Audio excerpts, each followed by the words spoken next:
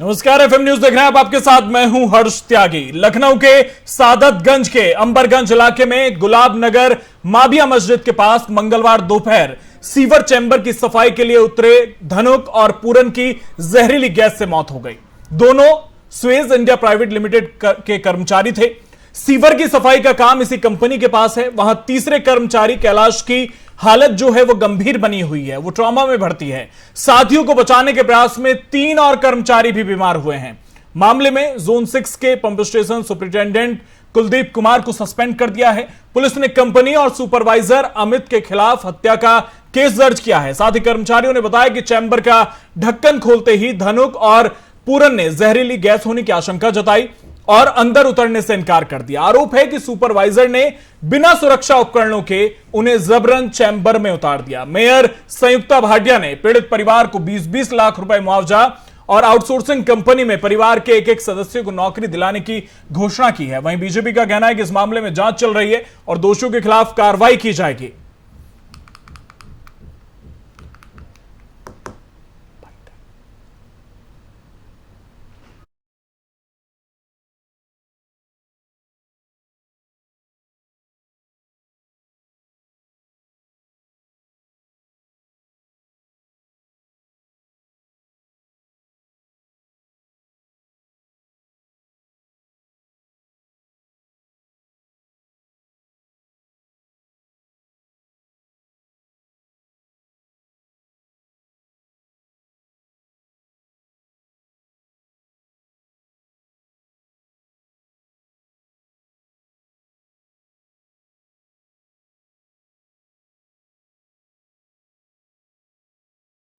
तो पिछले कुछ सालों में ऐसी घटनाएं बार बार देखने को मिली हैं। हालांकि सरकारों का रुख इस मामले में ठंडा रहा। इसे लेकर सुप्रीम कोर्ट की फटकार का भी असर नहीं हुआ। हर बार कर्मचारियों की मौत के पीछे एक ही कारण होता है, पर्याप्त उपकरणों का नहीं होना। पिछले कुछ सालों में सीवर में सफाई कर्मचारियों की मौत का सिलसिला बदस्तूर जारी रहा है और यह और बात है कि इंतजाम के नाम पर कोई ठोस कदम नहीं उठाए गए। नियमों के विरुद्ध सीवर में सफाई करने के लिए कर्मचारियों को मरने के लिए उतारा गया। देश में मैनुअल स्ट्रेंजर्स एक्ट 2013 जो 6 दिसंबर 2013 को लागू हुआ है, इस कानून के तहत सीवर की हाथ से सफाई करवाना प्रतिबंधित है। कानून का उल्लंघन करने वालों के लिए सजा और जुर्माने का भी प्रावधान है। अगर किसी सीवर की सफाई मशीन से नहीं हो सकती, उस स्थिति में हाथ से सफाई की इजाजत नगर पालिका का मुख्य कार्यकारी अधिकारी देगा, लेकिन इसके लिए लिखित रूप में कारण बताने होंगे। जो व्यक्ति सीवर की सफाई के लिए उतर रहा है उसे oxygen cylinder, special suit, mask, safety उपकरण इत्यादि देना जरूरी होगा। अमूमन इन नियमों की अनदेखी होती है और इसी पर हम चर्चा करेंगे कि आखिर इन नियमों की अनदेखी क्यों होती है, लापरवाही से होती इन मौत का जिम्मेदार कौन है और क्यों कठोर कार्रवाई नहीं होती।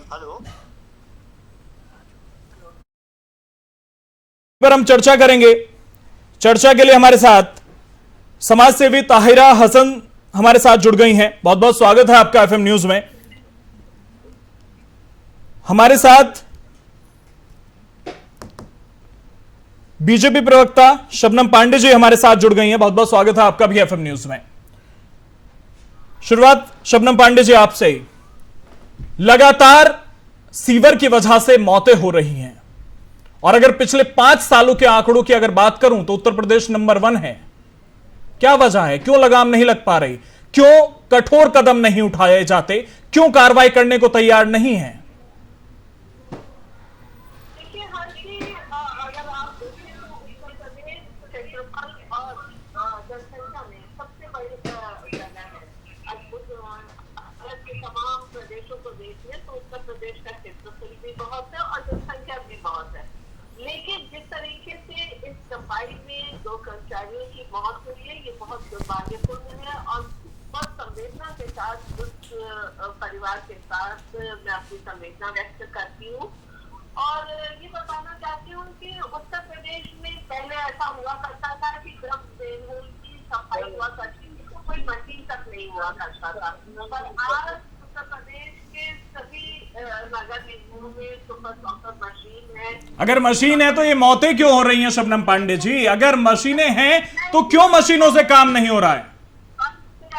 पूरी बात बोल देने दीजिए मुझे जी। लेकिन इससे मैं बताना चाहती हूँ कि ये मेनहोल की सफाई के लिए एक कंपनी को ठेका दिया जाता है, प्रेस इंडिया कंपनी, और उस 1.5 जिम्मेदारी होती है कि सारे मेन होल्स को वो सफाई कराए, लेकिन उस कंपनी ने कोई लापरवाही की है, क्योंकि इस पे अभी जांच चल रहा है और इसमें धरपकड़ भी हुई है। कंपनी को फिर FIR किया गया है और जो परिवार है, मृतक व्यक्ति का जो परिवार है, उस परिवार को मुआवजा दिया गया और सरकार पूरी तरीके से न्याय दिलाने में उस परिवार के साथ खड़ी है, क्योंकि ये ठेका कंपनी को दिया गया। कंपनी ने क्यों ये लापरवाही की, क्योंकि मशीन से उन्हें सफाई करानी चाहिए और तमाम नालों की सफाई मशीन से कराई जाती है, लेकिन इसमें लापरवाही करने वाली कंपनी पे सरकार कड़ी कार्रवाई करेगी।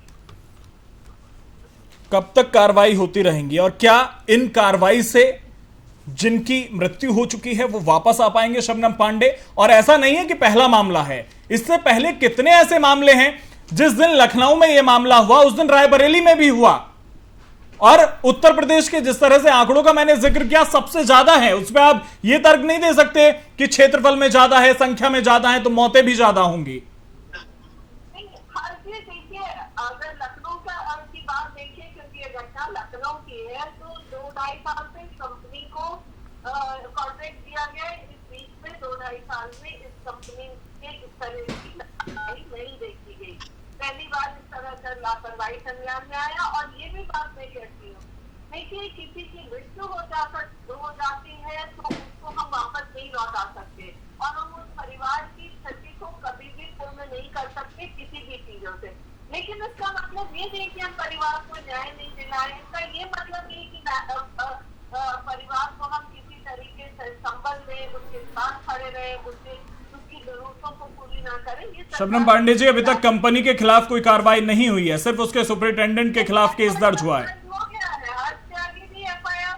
मैं वही बता रहा हूं कि जो FIR दर्ज हुई है वो सुपरिटेंडेंट के खिलाफ हुई है, ना कि कंपनी के। देखिए FIR दर्ज हुई है तो कंपनी के जो भी अधिकारी होंगे उनके खिलाफ ही FIR दर्ज होगी और जो जिम्मेदार होगा। ऐसा तो है नहीं कि हम पूरी कंपनी के पूरे कर्मचारी अधिकारियों के कर दें। जो जिम्मेदार कंपनी का अधिकारी होगा उस पर ही FIR दर्ज होगा और उस पर ही कार्रवाई, क्योंकि देखिए सरकार न्याय जरूर दिलाएगी उस परिवार को। ठीक है, बड़ी क्षति हुई है उसे हम ऐसे अकेला नहीं। चलिए ठीक है, मैं दोबारा आपके पास आऊंगा। राजू प्रधान जो राष्ट्रीय महासचिव हैं अखिल भारतीय राष्ट्रीय सफाई मजदूर संघ के, वो हमारे साथ जुड़े हुए। बहुत बहुत स्वागत आपका FM न्यूज में। सीवर को लेकर तमाम तरह की घटनाएं सामने आती रहती हैं, पहले भी आवाजें उठाई गई हैं। क्या कुछ कार्रवाई अब तक इन मामलों में हुई है और किस तरह का सहयोग प्रशासन के द्वारा आप लोगों को मिलता है? राजू प्रधान, आपको आवाज मिल पा रही है? जी जी। जिस तरह की ये घटना सामने आई है, लखनऊ में है, रायबरेली में है, दिल्ली की बात करें तो दिल्ली में भी है, आखिर प्रशासन की तरफ से किस तरह का सहयोग मिल पाता है और किस वजह से इस तरह की घटनाएं जो हैं वो लगातार बढ़ रही हैं? सर ऐसा है कि मैं राष्ट्रीय प्रमुख महासचिव अखिल भारतीय सफाई कर्मचारी कल्याण संघ से हूँ और मैं निरंतर कई प्रदेश से लगभग 21 प्रदेशों में ये संगठन मेरा खड़ा है जी। मैं जहाँ भी गया उपकरण के नाम पर शासन प्रशासन और नगर निगम के भ्रष्ट अधिकारी लाखों करोड़ों का चूना लगा रहे नगर निगम को। उपकरण के नाम के ऊपर कोई भी इनको सामग्री नहीं उपलब्ध कराई जाती, ना बूट ना ग्लव ना। अगर आप लोग उपकरण मांगते हैं तो क्या कहा जाता है? कहा जाता है कि आप लोग आउटसोर्सिंग में हो। और मुझे जो संज्ञान में मिला, मेरे प्रतिनिधिमंडल ने जांच की कई जगह जाके, तो यही मिला कि अगर हम लोग उपकरण या किसी चीज के लिए, ग्लव्स के लिए या फावड़ा तक मांगते हैं तो ये लोग कहते हैं कि कल से तुम मत आना, बड़ा नेता बन रहे हो, कल से तुम उसको भगा देते हैं कान पकड़ के। तो मजबूरी के बाद 250-300 रुपए में निरंतर मौत हो रही है और बड़े दुख के साथ कहना पड़ता है। इसकी मैंने राज्यपाल, मुख्यमंत्री, नगर आयुक्त, नगर विकास मंत्री निरंतर शिकायत की है। स्थानीय निदेशक, निदेशालय डायरेक्टर, मंडल आयुक्त तक शिकायतें की, लेकिन शासन प्रशासन गहरी नींद में सोया हुआ है और उसके कान में जू तक नहीं रेगी है। ठीक है, अभी भी निकला है लखनऊ में कई करोड़ रुपए का घपला किया उपकरण के नाम पर। नगर आयुक्त अरुण द्विवेदी जो है, उन्होंने लाखों करोड़ों रुपए का घपला किया किसी कर्मचारियों को उपकरण के नाम पर एक उपकरण नहीं दिया, न इनके पास कोई बिल है न वाउचर है, लेकिन भुगतान करोड़ों रुपए के हो गए हैं। ठीक है, ताहिरा हसन जी समाज सेवी हैं हमारे साथ। इस तरह के मामले पहले भी सामने आते रहे हैं और लगातार इन मामलों में कमी नहीं आ रही है। हाँ, जब हादसे हो जाते हैं उसके बाद सरकार की तरफ से, प्रशासन की तरफ से मुआवजे की घोषणा कर दी जाए या पीड़ित परिवारों के प्रति संवेदना व्यक्त कर दी जाए, लेकिन पूर्ण रूप से समाधान कुछ नहीं है। क्या वजह है? और जिस तरह से राजू कह रहे हैं कि तमाम तरह के जो पैसे हैं उनका अप्रूवल हो जाता है लेकिन उन लोगों को कुछ नहीं मिलता। हेलो जी ताहिरा जी, आवाज मिल पा रही है? हेलो ताहिरा जी, आपको आवाज मिल पा रही है? जी जी जी, आपकी आवाज कट गई थी जी लेकिन कितना मतलब सवाल सीधा से नहीं कहना चाहती हूँ कि बहुत शर्म की बात है। तो इस तरह से हमारे सफाई कर्मी जो हैं वो इस तरह से सीवर में जाते हैं। आप सोचिए वहाँ पर उनको ना तो वो सेफ्टी उपकरण दिए जा रहे हैं। 2013 के एक्ट के बाद जी तय हो गया था कि बिना सेफ्टी उपकरण के वो नहीं जाएंगे सीवर में अंदर। मशीनों से मैक्सिमम सफाई करवाई जाएगी मैक्सिमाइज तरीके से।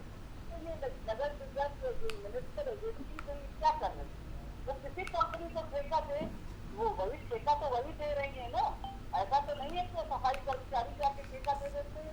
अगर आप ठेका दे रहे हैं तो ये आपकी जिम्मेदारी है कि आप देखिए, आप चेक करिए जी उपकरण दिए जा रहे हैं कि नहीं, वहाँ सेफ्टी का ध्यान जा रहा है कि नहीं, कानून की धज्जियां तो नहीं हो रही है। मुझे लगता है यहाँ पे अकाउंटेबिलिटी अभी मुख्यमंत्री जी ने कहा था, मैं आपके चैनल से ये बात जातियों के मुख्यमंत्री जी तक पहुंचे कि मुख्यमंत्री जी ने कहा था हम अकाउंटेबिलिटी फिक्स करेंगे। उन्होंने मुख्य सचिव को कहा था कि जाके एकदम से इंस्पेक्शन कीजिए, टाइम से लोग आते हैं कि नहीं। मुख्यमंत्री जी पहले ही यहाँ पर इस मामला आ गया है, संज्ञान लीजिए और टॉप टू बॉटम अकाउंटेबिलिटी। हमारे सफाई कर्मी जान देने के लिए नहीं है, उसकी जान इतनी सस्ती नहीं है। आप सोचिए वहाँ परिवार के बारे में सोचिए, वहाँ घर में कितना एक व्यक्ति दो व्यक्ति बच्ची नहीं है, उस एक व्यक्ति और दो व्यक्ति के पीछे जो परिवार है वो क्या मजबूरियां है कि वो जाते हैं अंदर जाके सीवर में गैस चौक करती है, उसमें जाके वो सफाई करते हैं।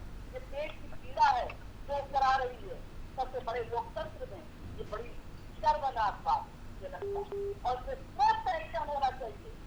और मैं वही कहती हूँ आपसे कि मैं चाहती हूँ कि मुख्यमंत्री जी तक ये संज्ञान जाए और अकाउंटेबिलिटी फिक्स करे।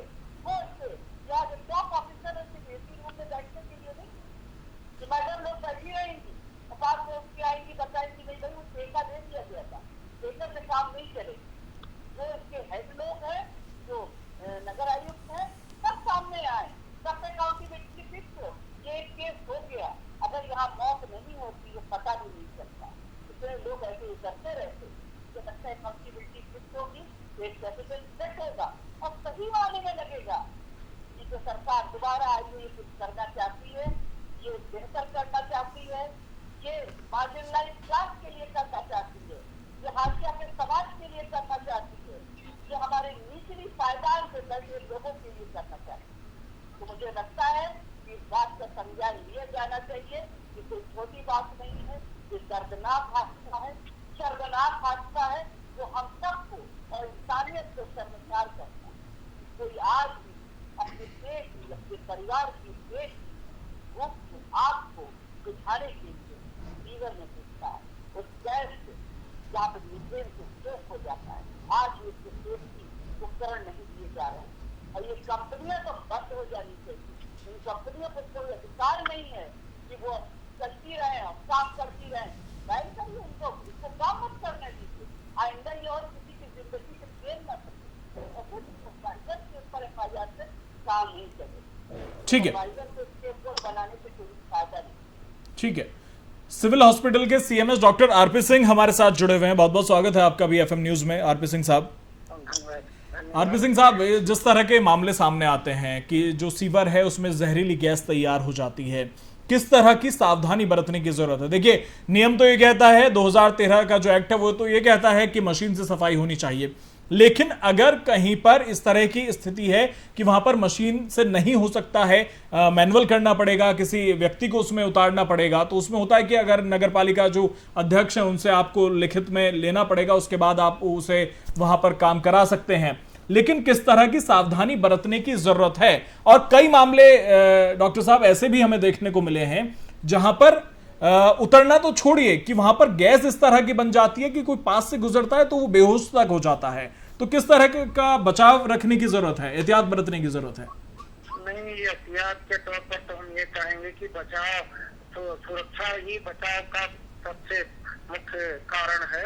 तो अंदर प्रवेश करने के पहले से अपने उपकरण के सही सुरक्षा उपकरणों के साथ ही सफाई का कार्य करें। दूसरा ये कि अगर दुर्घटना घट गई तो जल्दी जल्दी चिकित्सालय ले आए हमारे, और जितने जल्दी चिकित्सालय ले आएंगे उतने ही ज्यादा जो है मरीज को हम उतने आसानी से और ज्यादा अच्छी तरीके से उसका इलाज कर सकेंगे। हम तो यही कहेंगे कि मतलब दुर्घटना ही ना हो, और अगर कहीं दुर्घटना हो जाती है किसी कारणवश तो जल्दी से जल्दी चिकित्सालय ले आए। वहाँ पे डॉक्टर हमेशा मुस्तैद रहते हैं और उनका इलाज करेंगे। अगर फर्स्ट एड के तौर पर बात करें, जब इस तरह के मामले सामने आ जाते हैं तो फर्स्ट एड के तौर पर वहां मौजूद लोगों को क्या कुछ करना चाहिए? नहीं, उनको फर्स्ट एड पे तो यही है, पहला तो फर्स्ट की जल्दी से जल्दी उसको इवैक्यूएट कर ले और उसको स्वच्छ हवा में सांस लेने दें, और तो तुरंत का तुरंत जो है जल्दी से जल्दी चिकित्सालय पहुंचाएं उसको। जितने देरी होगी उतने परेशानी खड़ी होगी। ठीक है। शबनम पांडे जी, ताहिरा जी ने सवाल उठाया कि सिर्फ एफआईआर से कुछ नहीं होगा, कुछ उदाहरण सेट करने पड़ेंगे, कुछ उदाहरण तय करने पड़ेंगे जिससे कि आने वाले समय में अगर ये कंपनियां लापरवाही बरतें, बिना उपकरणों के अगर ये कंपनियां मजदूर को भेजती हैं तो ये सोचें, ये डरें। क्योंकि अगर सरकार पैसा दे रही है उपकरणों का, या तो ये कह दीजिए कि सरकार पैसा नहीं दे रही है, और अगर सरकार पैसा दे रही है तो फिर एक्शन क्यों नहीं?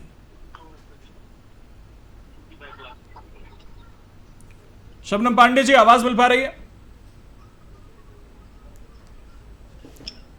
शबनम पांडे जी, आप तक आवाज पहुंच रही है? चलिए दोबारा से संपर्क करेंगे, संपर्क हमारा टूट चुका है। राजू हमारे साथ बने हुए हैं। जी सर। राजू, जब आप उपकरणों की मांग करते हैं, आपने बताया अभी कि वो आपको भगा देते हैं, डांट देते हैं, सवाल यह है कि आखिर सरकार जब पैसा दे रही है तो वो पैसा आप लोगों की सुरक्षा के लिए क्यों खर्च नहीं किया जाता, और जो अधिकारी वहां पर बैठे हैं वो सुनने को तैयार क्यों नहीं है? जी, मुझे पहले में कोई गुरेज नहीं है जी, क्योंकि मैं पूरे हिंदुस्तान में लगभग भ्रमण करता रहता हूँ। हर जगह की यही स्थिति है जी, बजट पास होता है, बजट आता भी है, जी, लेकिन ऊपर से नगर आयुक्त से लेके नगर पालिका के ईओ चेयरमैन से लेके उसकी बंदरबार पहले हो जाती है। अगर 100 कर्मचारी आउटसोर्सिंग के लगते हैं तो मुश्किल से 50 कर्मचारी ही लगाए जाते हैं, 50 की फर्जी वेतन निकलता है जी, और जो उपकरण के नाम पे पैसा होता उसमें काला गोरा धंधा चल रहा है।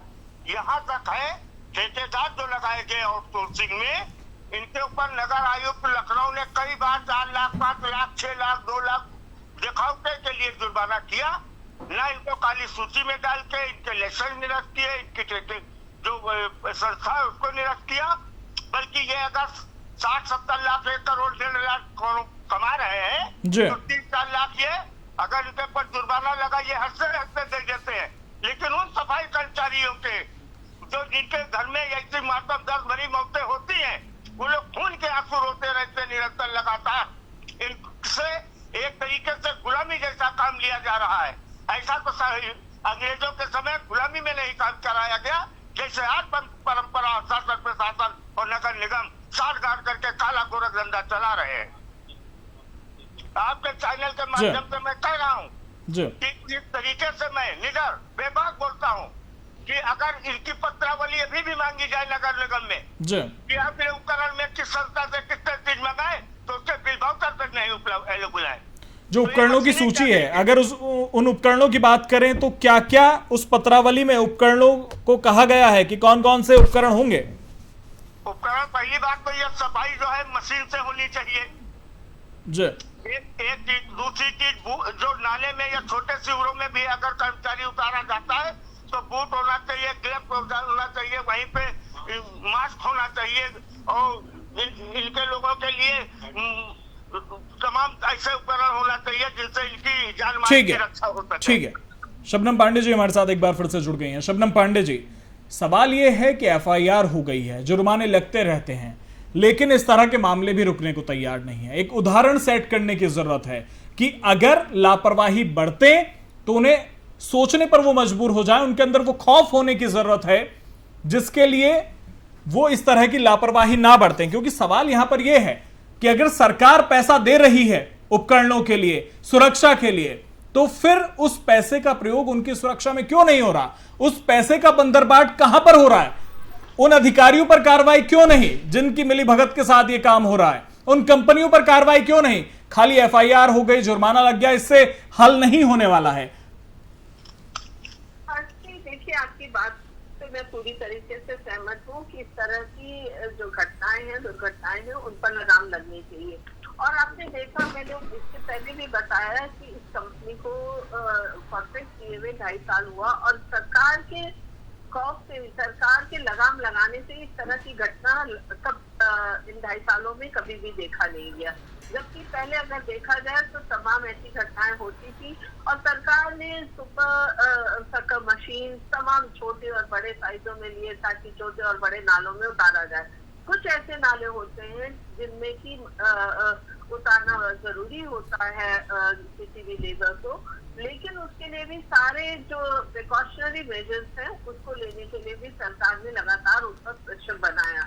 लेकिन क्या वजह थी कि उस दिन उस कंपनी ने इतनी बड़ी लापरवाही की?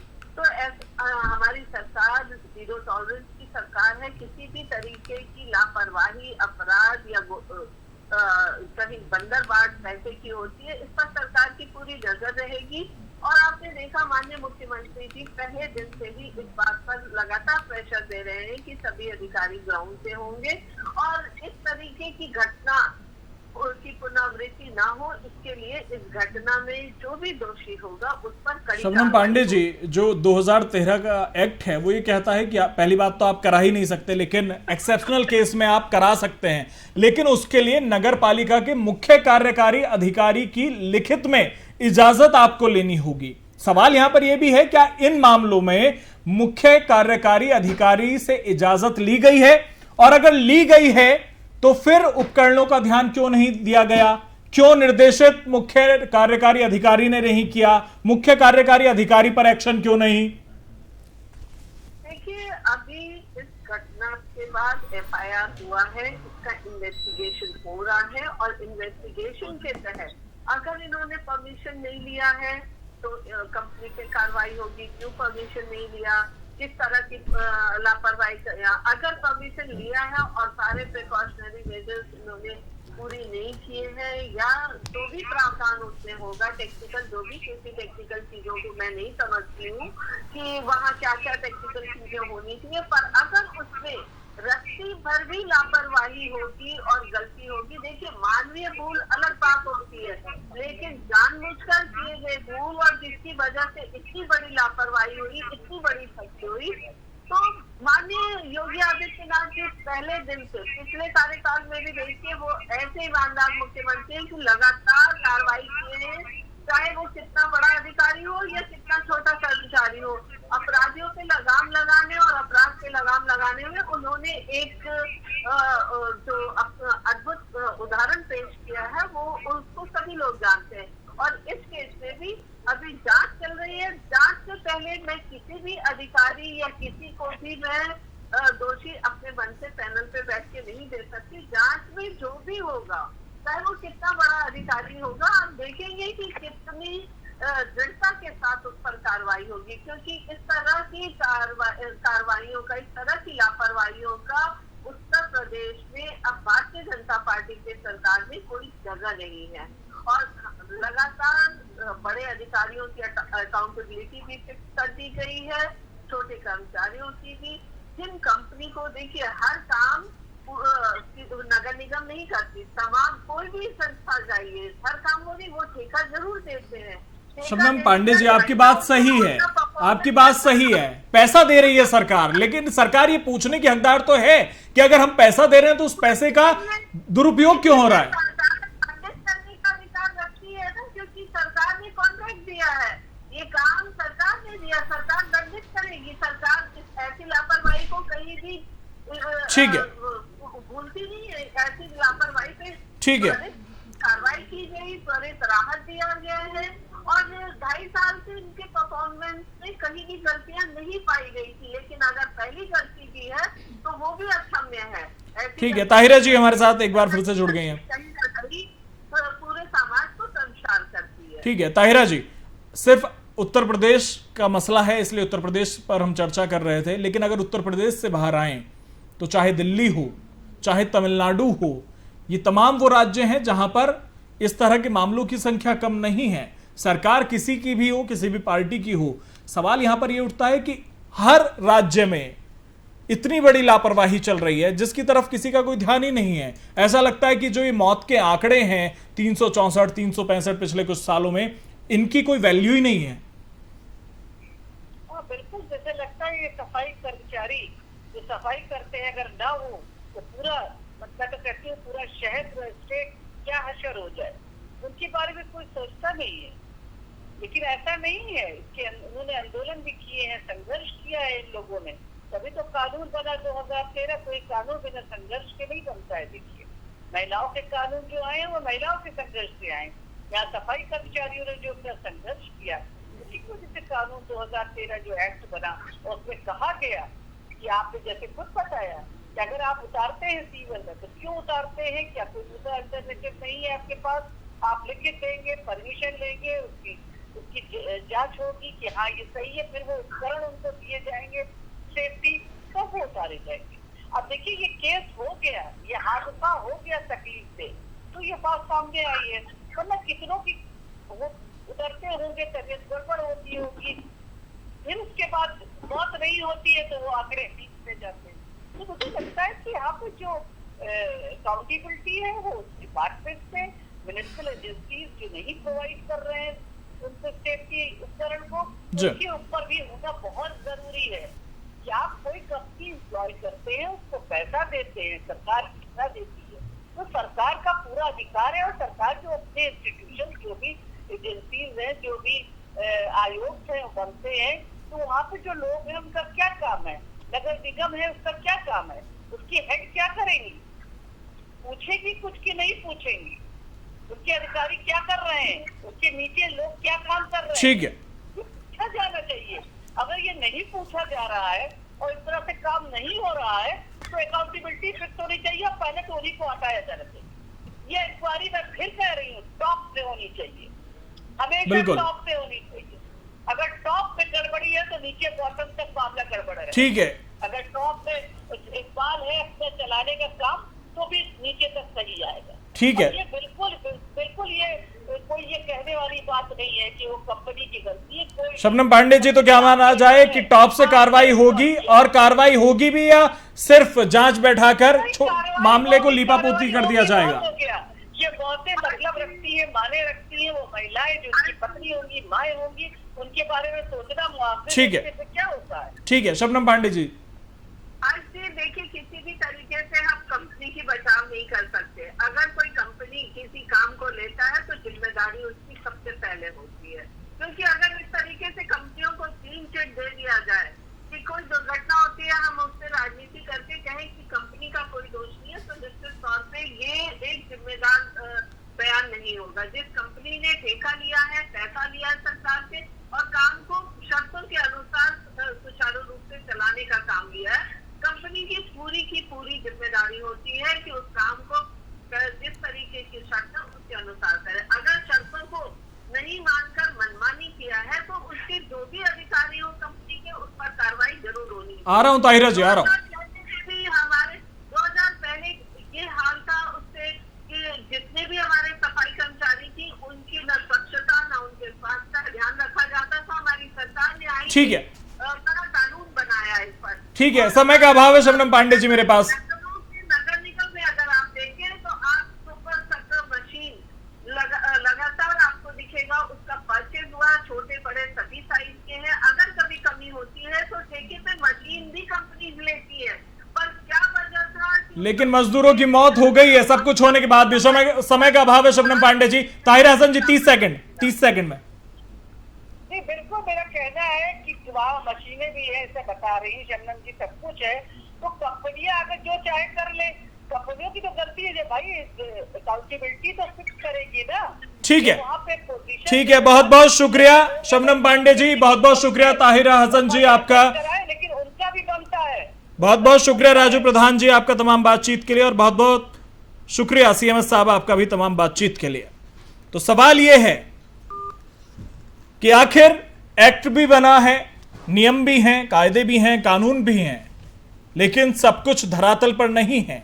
सरकार पैसा देती है सुरक्षा के लिए, सरकार पैसा देती है उपकरणों के लिए, लेकिन वो पैसा उन मजदूरों को नहीं दिया जाता, वो उपकरण उन मजदूरों को नहीं दिए जाते जिनकी जान दांव पर लगी होती है। तो सवाल यह भी है कि आखिर वो पैसा जाता कहां है, उसकी बंदरबाट होती है, कौन कौन उसमें शामिल है, इस पर भी जांच करने की जरूरत है। और जिस तरह से बीजेपी प्रवक्ता ने भरोसा दिलाया है, उम्मीद करते हैं कि कार्रवाई होगी, लेकिन अगर कार्रवाई नहीं होती है तो क्या ये इस तरह के मामले रुक पाएंगे, और अगर नहीं रुके तो आगे किस तरह का कदम उठाने की जरूरत है, उस पर भी हम भविष्य में चर्चा करेंगे। तो फिलहाल मेरे साथ इतना ही, बने रहिए एफएम न्यूज के साथ। नमस्कार।